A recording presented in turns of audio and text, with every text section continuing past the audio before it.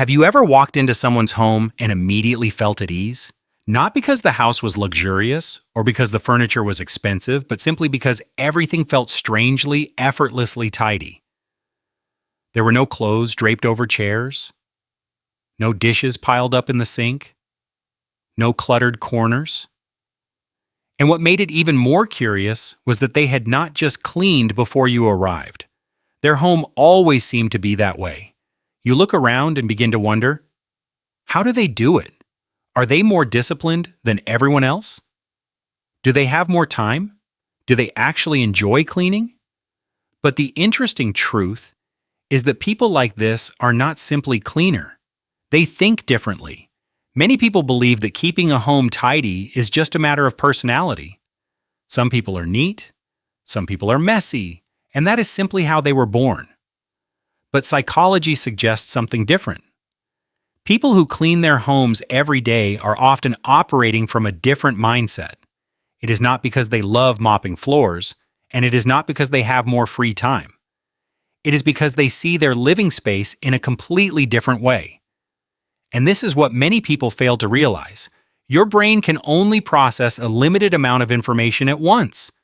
Clutter in your environment quietly pulls at your attention, even when you don't consciously notice it. A pile of unwashed clothes, random items scattered across a table, an unwashed bowl, a pair of socks lying on the floor. To your brain, all of these things look like unfinished tasks. And unfinished tasks consume mental energy, even when you are not actively thinking about them. You sit down at your desk, open your computer, and try to focus on your work. But from the corner of your eye, you still see the shirt hanging over the chair. Your brain is still processing the clutter on the shelf.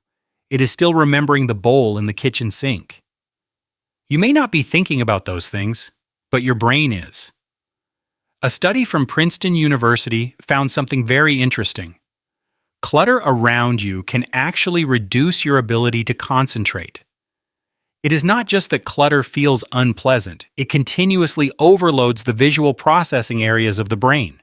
In other words, a messy room does not simply annoy you, it can make you less focused, less mentally sharp, and more tired without you fully understanding why. Have you ever noticed this? When your workspace is messy, it becomes much harder to concentrate. That is not your imagination. That is how the brain works. But do you know what the opposite looks like? A tidy room, open space, everything in its proper place. When you step into a place like that, your brain begins to relax. There are no longer dozens of small signals constantly pulling at your attention. There is no lingering feeling that too many things remain unfinished. There is only one thing, clarity. That is why people who keep their homes tidy often think more clearly, feel calmer, and focus better. Their environment works for them instead of against them. But there is a deeper layer behind this behavior. When we talk about people who clean their homes every day, we are not really talking about mopping floors. Honestly, who truly loves mopping the floor every single day? What we are really talking about is a sense of control over life. Think about your own life. How many things are outside your control? You cannot control the economy. You cannot control the weather. You cannot control other people's behavior. You cannot control traffic jams. You cannot control the bad news you read every morning. Much of life is unpredictable, and that unpredictability creates a quiet kind of stress, a background anxiety that lingers somewhere in the mind. You may not always notice it, but your body feels it. But there is one thing you can control: your home. Every time you wipe the counter, make the bed, or wash the dishes, you are sending a signal to your nervous system. Things are okay, and I am in control. In psychology, this is related to a concept called the locus of control, which refers to the belief that your actions can influence your life.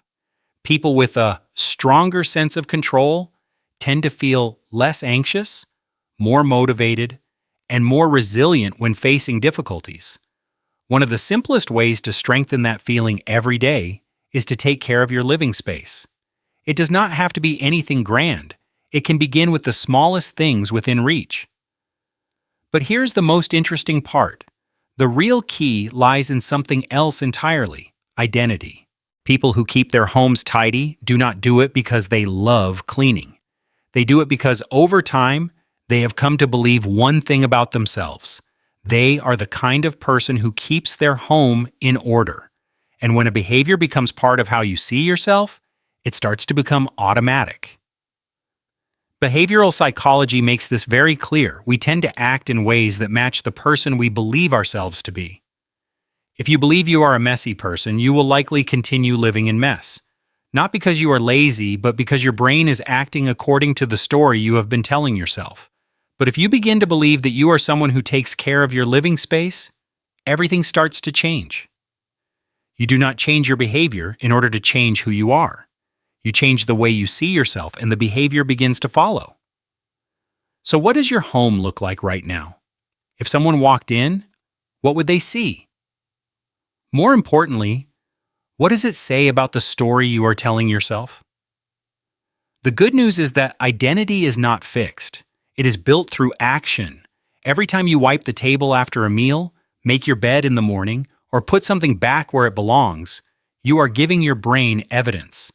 This is who I am. And when you repeat that often enough, your brain begins to update the story it tells about you. Morning is an especially powerful time for this.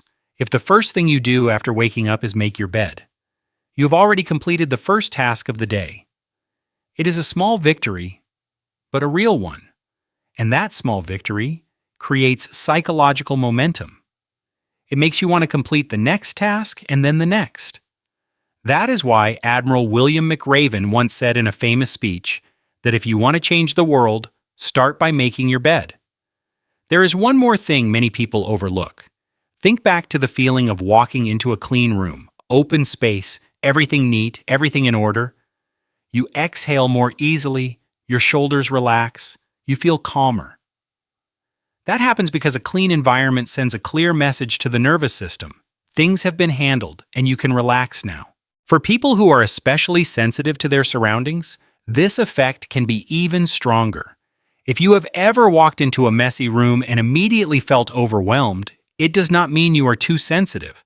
It means your nervous system is doing exactly what it is designed to do. Have you ever noticed something interesting?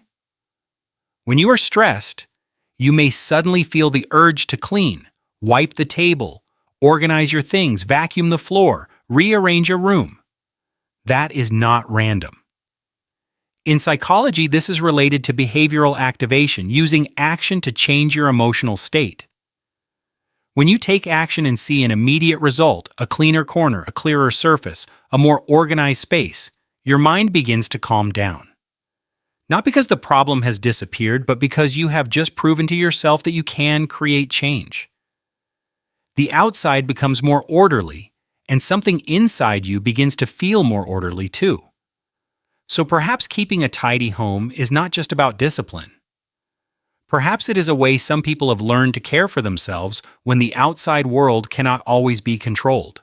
And if you are currently living in a cluttered space, maybe it is not your fault. Maybe you have simply never looked at your home as a place worthy of care, a place that reflects the way you treat yourself. Sometimes the only thing that needs to change is the way you see yourself within that space. Not because you need a perfect home. Not because you need to impress anyone, but because you deserve to live in a space that helps you feel at peace.